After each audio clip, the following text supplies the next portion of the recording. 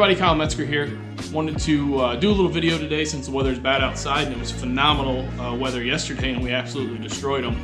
I want to do a video on how I've been doing it here on Oneida and Onondaga, some of the local lakes. It's a great pattern. I've used it since I was a kid, before I even knew I was doing it, in the canals back home in Florida to, Mississippi and even Kentucky Lake, fishing around bushes. And now here in New York, it's a great pattern. And what that pattern is a topwater bait. And you're thinking, it's cold, water temps. Morning time, I'm getting 63, 62. In the afternoons, it's warming up to almost 70.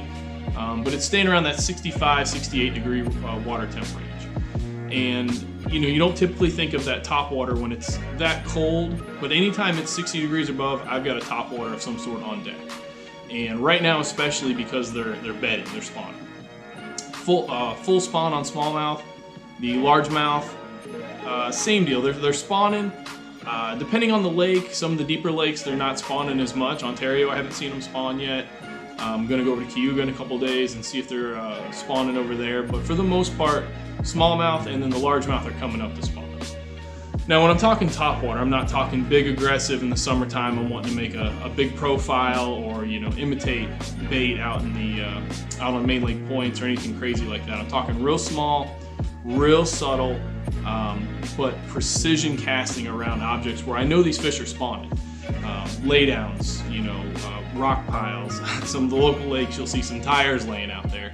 These fish are staging to spawn and are spawning. So what I want to do is get that topwater bait in their face. I want to on top of their bed, past their bed, right in their, in their strike zone to where it's annoying. Their garden beds, their garden where they're going to bed. They're pushing bluegill, they're pushing other bass out of the way. So what we're doing is we're putting a topwater bait, a foot and a half above their head sometimes, 2 foot above their head, and we're just letting it sit there. And like I said, we're not working it fast, we're not throwing a big disturbance, we're just wanting to annoy that fish enough to eat. In today's video, you'll see a couple of the strikes I'm getting and what I'm actually doing. You'll see I'm not popping it hard, I'm not walking it hard. I'll go over some of the baits we're going to use today, so here they are. Alright, so here's my bait of choice lately.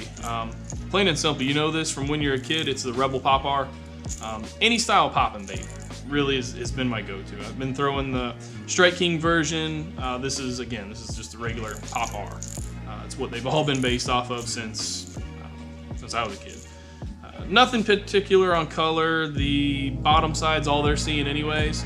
So I don't get too hung up on color. I've actually got just a can of white spray paint over there. After a couple trips out, I'll just throw some spray paint on it and dress it back up. You seen it hook my finger right there. I'm very, very key on hooks. Change them out all the time on any hard bait that you can use. The hooks that come with this one are pretty good for practice. Before a tournament, I'll change them out. But the back hook I'm crucial on because I like that feather. On a popping style bait, where that profile is going to sit like that in the water, when they run up there and look at it and that's dangling in their face with a little flashaboo, I think that's just the perfect little snack for them to come up there and eat. My line choice has been 50-pound braid straight. This is vicious.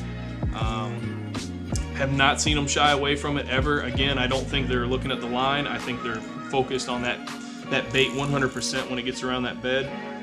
If I do notice sometimes, very rarely, that they do get a little shy, I'll throw some 17-pound mono because it floats. Just right there, about a foot long, nothing crazy. The reason I don't love doing it all the time is it is harsh on your guides. Even though these Denali rods are very strong, pretty much any rod with a big knot going through it, 17, 20 pound, it's gonna mess up those guides after a while. Like I said, I'm throwing this on a 6/8 Denali Fission, medium action. It's got a nice skeleton grip here. Really, for me, wrist action's everything on a topwater bait. With that skeleton grip, you can really, wrap around there and your wrist gets the best action out of it.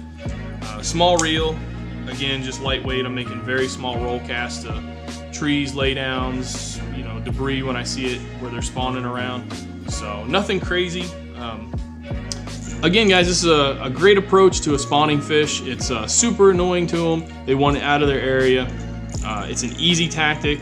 Again, just a simple couple dollar bait, and you can get out there and start smashing them around this time of the year when that water temp's warming up and the smell of love is in the air for the fish. So let me know what you think. Give it a try yourself. Again, small walking bait, popping bait, very subtle. If it works for you, let me know in the comments below. If it doesn't work for you, let me know in the comments below. Maybe I'm wrong and we'll fix this video. But other than that, enjoy and good luck fishing out there next time.